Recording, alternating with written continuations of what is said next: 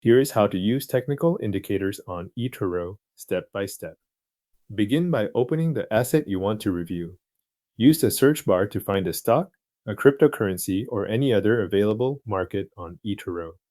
Once you find the asset, select it so you can move into its detail view.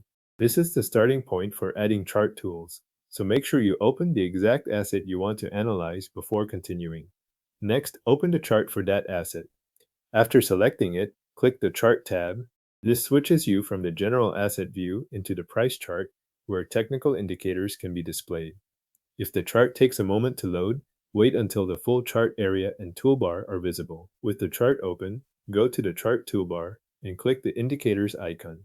This opens the Indicator menu, where eToro lists the available studies you can place on the chart. The menu may include a search field, which is useful when you already know the name of the indicator you want to use. From there, choose an indicator. You can search for one directly or browse the list and select an option such as Moving Average, RSI, MACD, or Volume.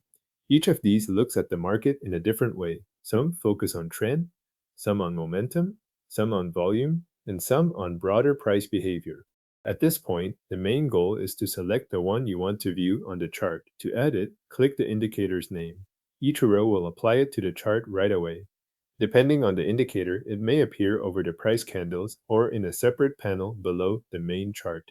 Make sure you look at both the chart area and any lower panels so you can confirm that it has been added in the location eToro assigns to it. If you want to change how the indicator behaves or looks, click the gear icon beside that indicator. This opens its settings.